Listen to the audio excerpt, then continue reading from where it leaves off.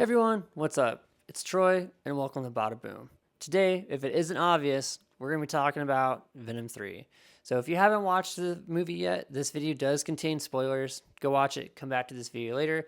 If you're ready for this movie to be spoiled for you, or if you've already seen it, go ahead, like, comment, and subscribe below, and let's dive in. Now, before we dive in, I just want to take a quick look at the Rotten Tomatoes score, because audience love this movie, and critics not so much. And it makes complete sense why. Because the entire Venom Trilogy franchise, what have you, it's not really about making movies that are like classically good or like life changing.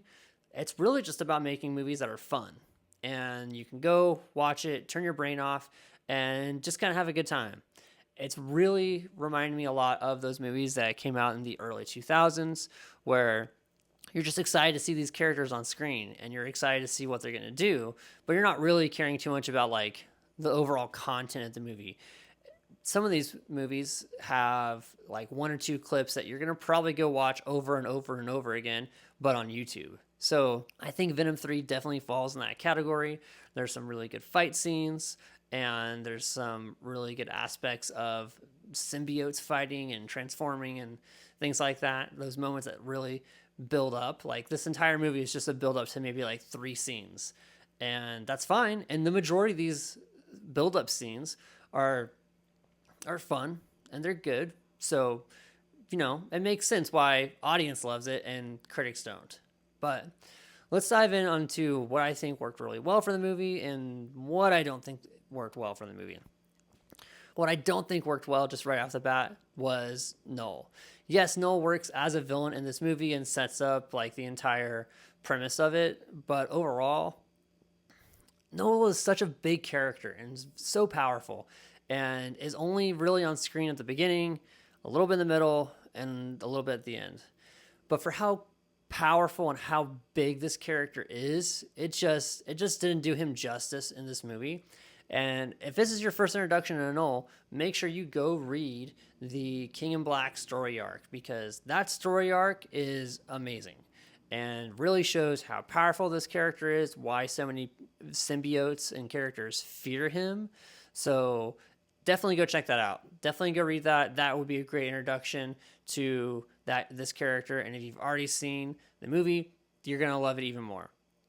And you'll probably agree with me on why we should have saved Null for something else. Second, I think that it's kind of isn't said in the movie, but as soon as these like symbiote hunters show up that Null sends to get the key from Eddie and Venom to unlock his prison, Venom kind of just gives up. And I don't really like that aspect of it, but I like that he's trying to give Eddie a sense of what his life is going to be like, kind of show him, hey, this is what your future is going to be like, or what it could be like. There's a scene where he's with a family and Venom says, this could be you one day. You could be a great dad. And that is a bit comforting, I think, because as soon as these symbiote hunters show up, Venom gives up. He kind of really knows, like, there's no way I'm going to survive this. And this key, this codex that Null needs, only lives as long as both of us are alive. So I kind of think at this point there's a little bit of shift in Venom where he's like, I'm going to die. And it's even more so evident by the stupid mistakes that Venom makes in this movie. For example, when he fully transforms, that's when these symbiote hunters can find them so easily. And he transforms for like a 30-second dance scene with Mrs. Chen. And it's just like, why? You do this and they're going to be there instantly, like within seconds they're there and they're ready to eat or take Venom and Eddie to Null to unlock his prison. And it's just like he's given up a bit and he just wants to live the last few times of his life out and try and comfort Eddie along the way. Well, eventually these CIA Black Ops guys that have been hunting them find them, take them to Area 51. There's a whole bunch of other symbiotes there that are like, we don't want Null to get out. We need to get Venom out. And they kind of fight against the humans. They kind of merge with more humans, and there's a huge symbiote fight scene. This is a scene that everything's really building up to, and that everyone's going to want to search on YouTube later on. Huge fight scene against these symbiote hunters where these new symbiotes with their new hosts are fighting to try and get Venom out and to save Venom so that Null doesn't have his prison unlocked. Well, eventually they all die.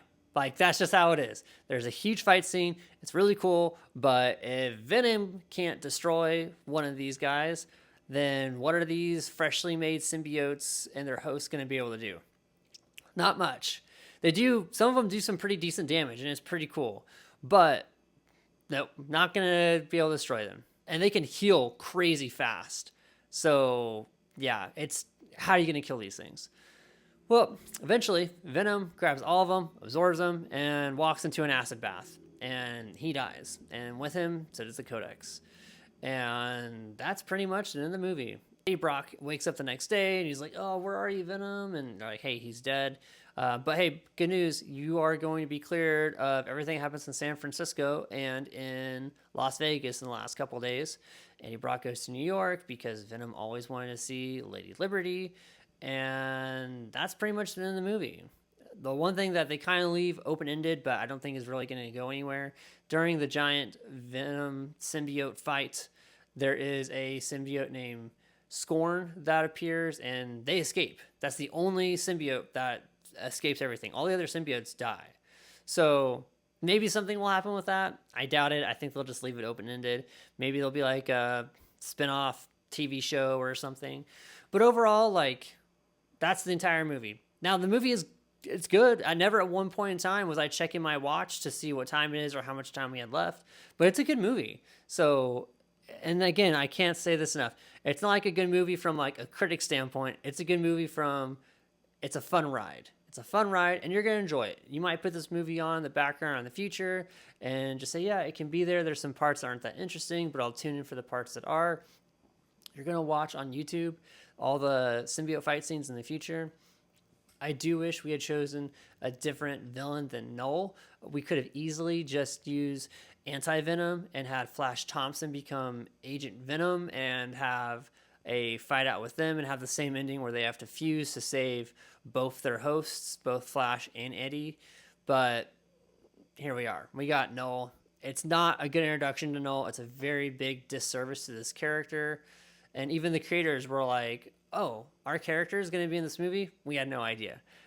I don't think they're really going to enjoy how it's used in it, but hey, here we are. What can you do? But what did you guys think? Did you guys like this last chapter in Tom Hardy's Venom? Do you want him to show up in other movies in the future? Let us know in the comments below, and don't forget to like and subscribe. And with that, bada boom.